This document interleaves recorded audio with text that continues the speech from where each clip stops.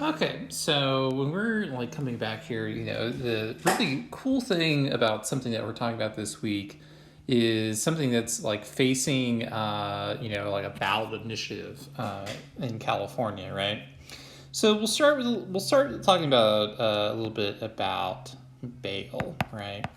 And so the cool thing, or the really interesting thing about bail, right, is that when we think of it, right, this is a monetary promise. So basically, what you do, right? So let's say that you are convicted of a crime of some kind. Doesn't really, like whatever it is, right? So what ends up happening is that if you think about like an actual kind of timeline thing, right? So let's say a crime has occurred, and then let's say something has happened across the way. You were arrested. And if we think about the next little timeline part that comes in here, right, maybe you are brought before a judge. And so, you have charges are brought up against you, and then you're arraigned with the formal hearing. And in this preliminary hearing, you may have a chance to plea or be advised of like when new court dates are coming up. And so in this step, then, right, there's this key part here because we know that the judicial system is clogged. Because there's a lot of business happening, a lot of people commit minor kinds of crimes. There's a lot of civil issues that are taking place, and then there are, of course, like larger, more serious crimes that like warrant attention. Like a murder, right? We probably want to, and because it's so serious, and I mean, they spend millions of dollars prosecuting murder cases, right? Those take precedence.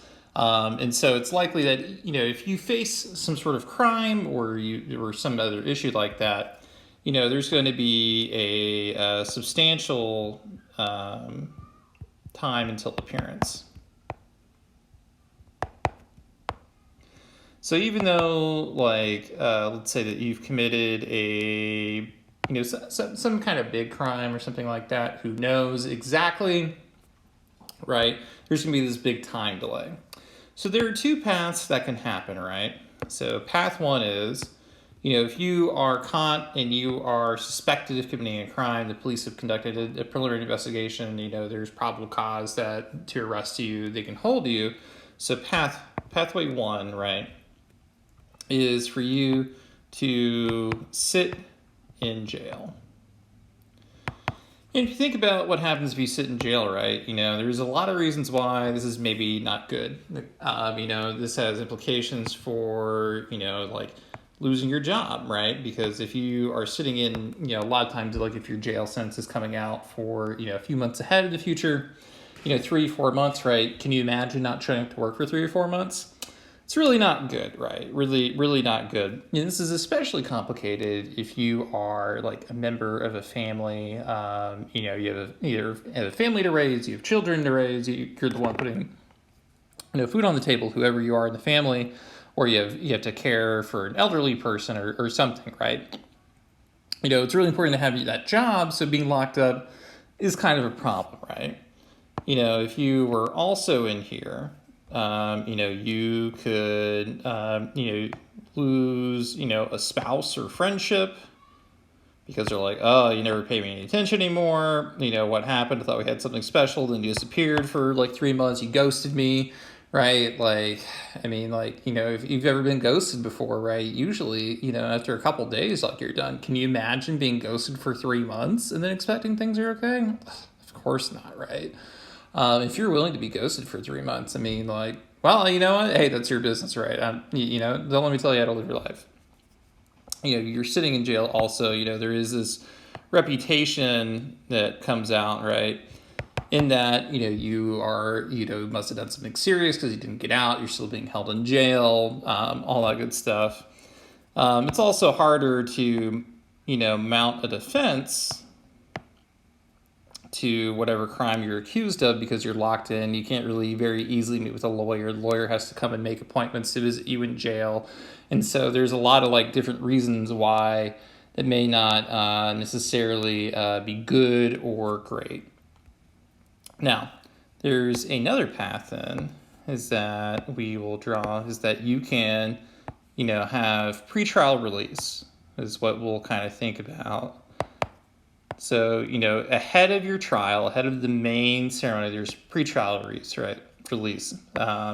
And usually, in many cases, of course, there are exceptions to this, right? You can either go this route where it's free, and this is usually reserved for, like, hey, it was kind of a minor offense, you promise you're going to show up, like, we care, but we don't, like, really care that much, right? Like, we still want you to show up, but, like, be nice and, like, do what you're supposed to do. And there's a different path that is through cash bail, which is the predominant system of pretrial release in the United States. So the way the cash bail usually works, if we put in a little factoid, right, is that more often than not, so a judge will sit in and they'll factor in a few things, right? So they'll look at your past history. So how often have you committed crimes in the past? They'll look at the type of crime that you're facing. Say, okay, if you're in here for murder, like, ooh, I should probably just kill someone. You're suspected of killing someone, like, ooh, like maybe you're kind of violent, dangerous to other people, maybe we should hold you out, things like that, right? And complementary to that is, like flight risk, right? So if you are, like have a job in the community and, you're likely to stick around, they're like, okay, well, we can adjust the amount that way. We have to look at the severity of crime as well. Is another form that comes into this, and like all goes into setting bail, and then like also, judges are supposed to consider your ability to pay. So what does this get into place, right?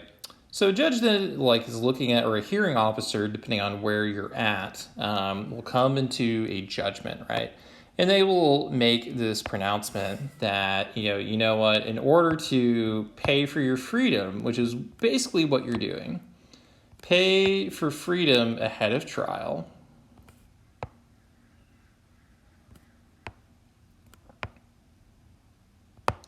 So they'll be like, all right, in order to do that, you have to pay X amount of dollars, right? Whatever that amount is. So in some cases, depending on what it is, maybe that's $500. In some cases, it's $5,000. Depending on the crime, that could be $25 million, right? I forget what the amount was. I think it was like Suge Knight or something like that. That I think he had like this crazy bail of like $25 million or something like that, right? For like a murder charge because he's like facing death row or something like that. I think that's right. I the amount might be off. I remember there's like the famous scene because he like faints when he hears like what the amount of money is. Like that's what he'd have to promise to get back. Now, importantly, right, this money, if paid to the court,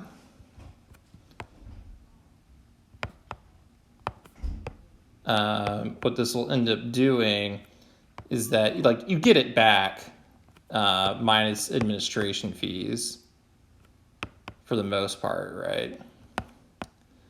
But that's what you have to do, right? Is that you end up having this payment system where you are like, paying for your freedom, right? And that's pretty interesting, really, right? Is that, even though you have not been formally convicted of a crime yet, right? But you were perceived a threat or a flight risk or some other issues, right? Like this is the sort of like price. Excuse me. Oh, I'm doing that. So, what ends up happening in this situation, right? Like, if we assume and we make this happen, like, what's the big deal, right?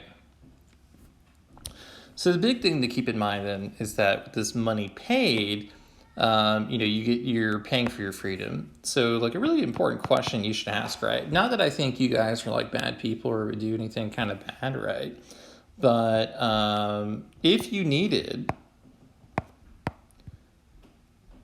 $500 right now, who would you go to?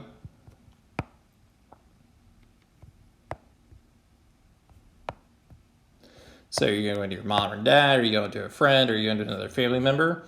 who are you going to go to get that money, right? You know, to make that happen. And would they give it to you for bail?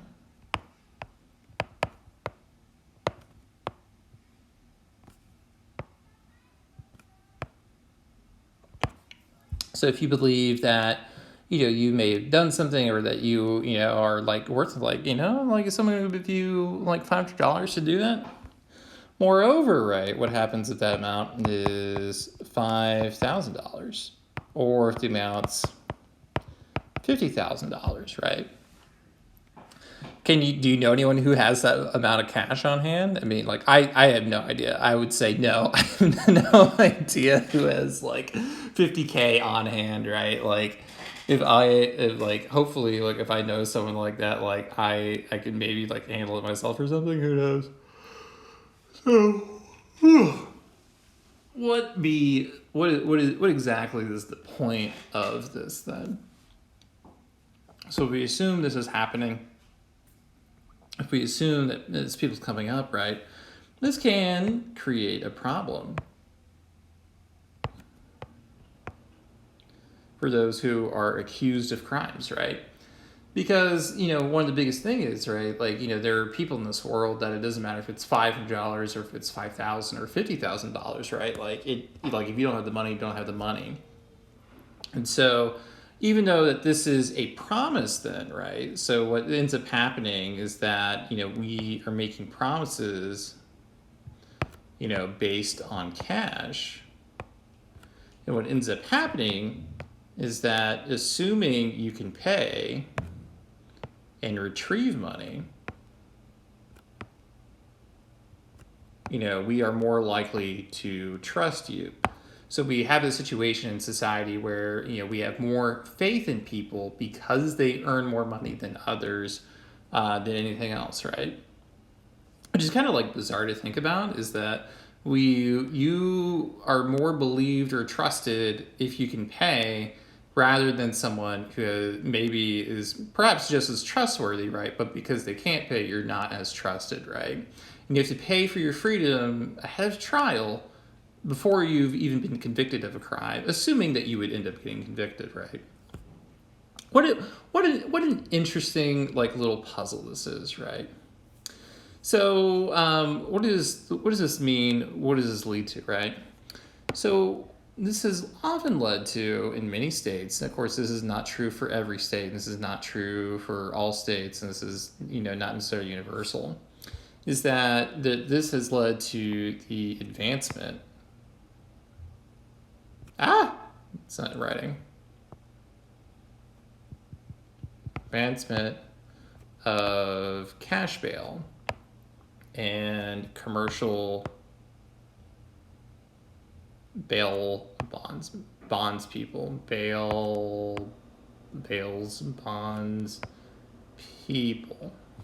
So this is going to be people like Dog the Bounty Hunter. If you don't know what that is, do yourself a favor, Google it, because I have a feeling that's going to soon be like a millennial Gen X boomer reference that no one like in Gen Z is going to know. Or Zoomers, the I generation. No one in those generations is going to know what I'm talking about.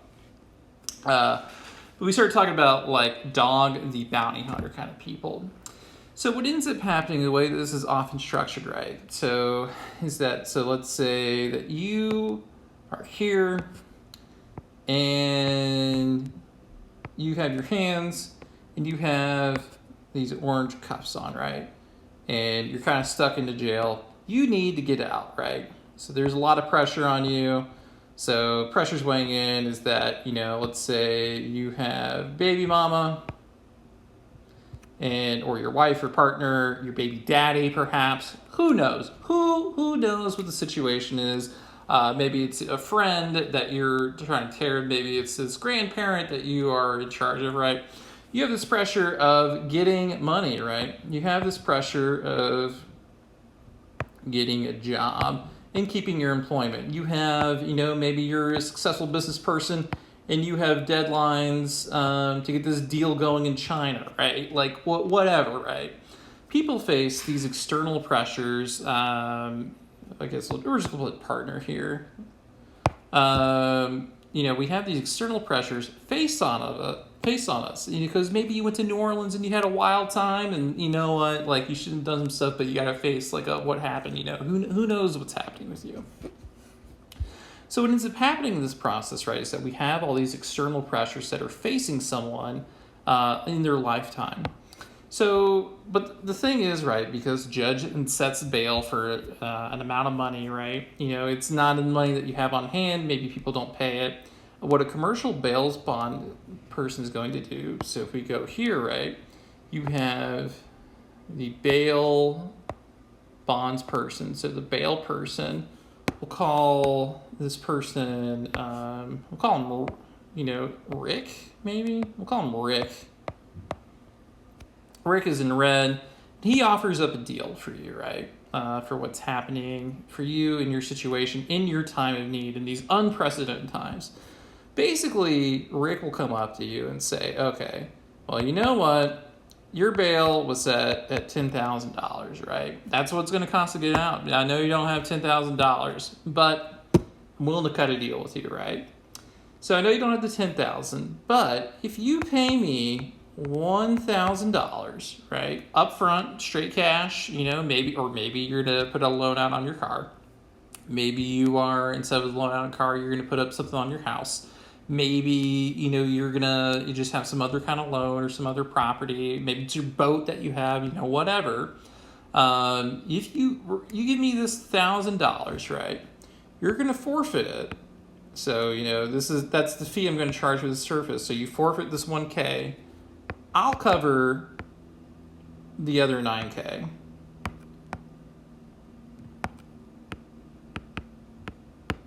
Right? I'll cover the rest of it on the condition that you show up to court, right? And if you don't show up to court, I will hunt you down like Dog the Bounty Hunter, which is what Dog the Bounty Hunter does. He had a bail business system, and he would bail people out, and then he would hunt down people who didn't work with him, right? So what we have in the system, right, is that we have someone who has the cash and means, who's willing to put up money for you, and so he provides the service, and he charges you the low sum of 10% of whatever your bail amount is, right? So this ends up creating this industry where we have this industry that is super powerful because they have cash.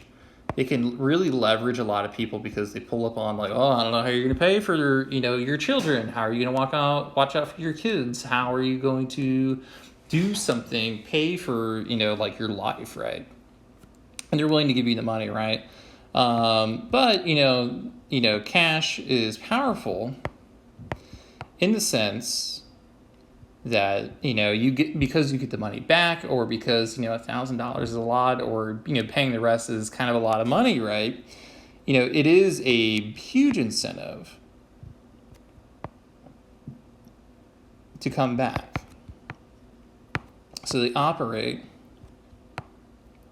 under the assumption, right, that because you've paid for your freedom and you get your money back, or because it's so costly, that you're willing to make something happen in those situations, that you'll cover this, right? So, it seems like the system, and it kind of sucks, right? Because it's a lot of money, it's a lot of cash, and there's all these other things happening. But it's it'd be what it be. It'd be what it be. So what is the lesson from this, right? Well, it turns out then is that we have this system in place where we are trading pretrial freedom that you already had, but otherwise you'd be held out, right? Pretrial freedom then becomes a class and income issue rather than focusing on your the facts of the crime, or focusing on because we're focusing on this, we're on this class of income issue rather than the facts of the case, right? As a result of this, right, this disproportionately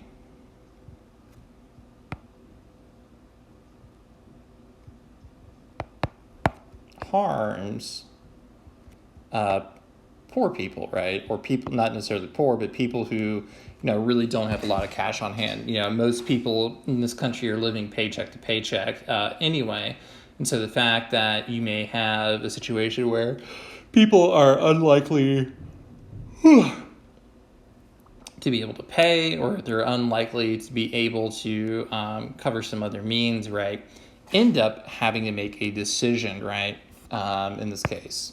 So where does this decision lead, right?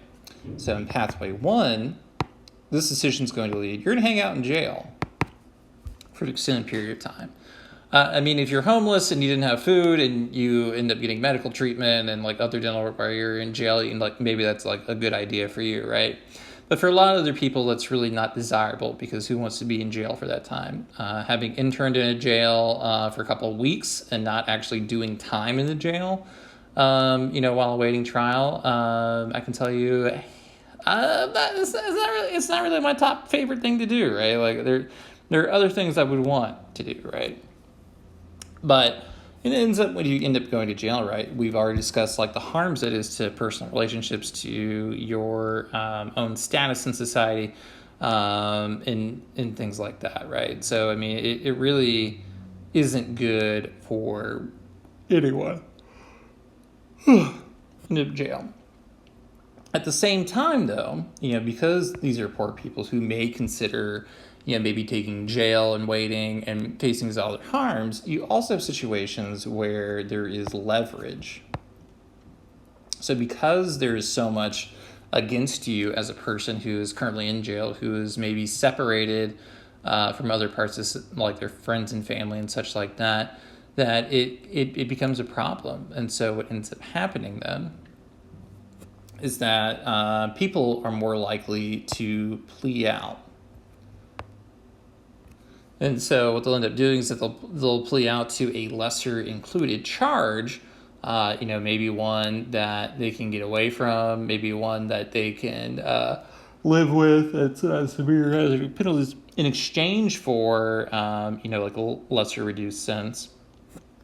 At the same time, though, even though something may plea out, this builds a record. And you have a harder time of getting loans, you have a harder time of existing in society because of the prior record, because you have issues related to your experience in the court system, because of all these things. And so it creates a problem where people, tend to be worse off. So they're left with this kind of, option of, sitting in jail or trying to plea out and get out. And this ends up affecting poor people, and also tends to affect people who are of an ethnic minority more than white people, right? So what this has done, though, right, is that, we really end up having this situation where someone is held in prison, or excuse me, not in prison, held in jail because of their inability to pay, which is kind of wild, right? So it creates this system of like a debtor's prison situation where we focus and think like, wow, this person maybe had their whole life ahead of them, but because they simply can't pay, they're now saddled with a criminal record. They're now saddled with time in jail. They're saddled with losing their family relationships. They're saddled with all that other stuff. And this has really led to sort of a lot of questions about what exactly is the alternative to that. So at the start of this video, I understand this is a long one. I didn't forget. I just decided to roll with it. At the start of this video, California, faced this kind of issue, and a lot of states are considering it then, is there going to be a replacement for cash bail? So, one option, right, is to just do, we just do something called release on recognizance. So you say, yeah, I'm going to show up, and I'll show up to court. And sometimes that works out because people remember, they show up for the court dates. We have legitimacy in the court system, and we're able to dole out punishment, right? Now, other times people may forget. that they were doing it. Other times they may face other issues, but that is one option. This is not always particularly popular. Sometimes it's about reducing the amount of money that you must have to pay. Or changing a bail schedule. It's something wild, guys. You should check out the bail schedules for like Orange County, for Sonoma County, for like San Francisco or whatever county San Francisco's in. I don't even know because I don't go up to NorCal. But check out the bail schedules, right, for like what certain crimes will cost you to get out for freedom compared to others, right? And they're wildly different from country to country, county to county, and across state to state. So one advocate suggests like getting rid of that altogether, right? And yet another system advocates for abolishing cash bail, so dollar bail, and moving to a system of pretrial supervision. So instead of, like having to pay cash for your freedom up front, the goal then is that we are going to basically put you on a form of probation. We're going to keep track of you. We're going to give you assignments. Maybe you have to go to drug counseling. Maybe that's, maybe you have to go to anger management or whatever. But we're going to keep track of you over time. So the issue that was on the ballot for California in 2020 is, do we move to pretrial supervision instead of cash bail?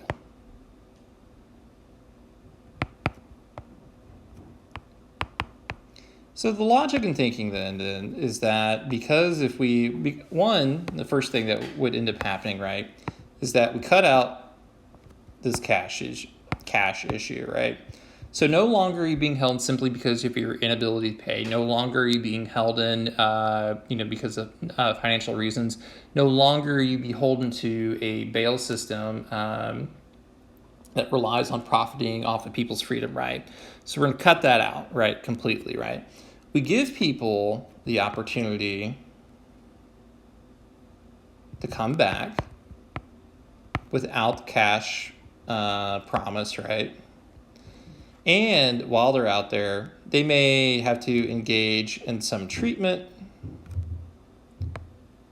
or some other program as a result, right? So a lot of the programs I already talked to you about.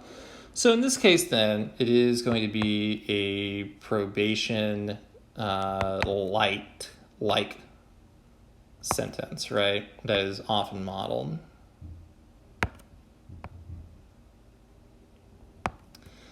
So how would this end up working, right? So in the state of California, then, this would basically go to counties and their probation and parole departments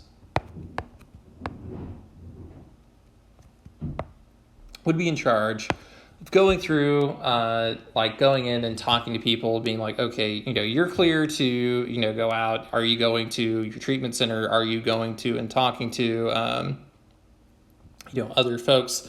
Are you meeting the conditions of your pretrial treatment? Making sure people show up back to court, keeping track with them, finding up and keeping up with stuff, right? So this creates, sort of a net widening situation where there's more government intervention into people's lives, and potentially, because they're monitoring, right, they can send people to court or jail if they violate, or not at all, right? Depending on what it is, right? But the chief goal then is that the big things that are trying to come out of this, right, is that they want to limit people in jail because, one, it's expensive to keep people in jail. And also, so that's expensive because of that. Reduce harm to the individual. So instead of being locked up, right, you have the freedom to live your life and everything like that. And, really, hopefully, provide benefits and support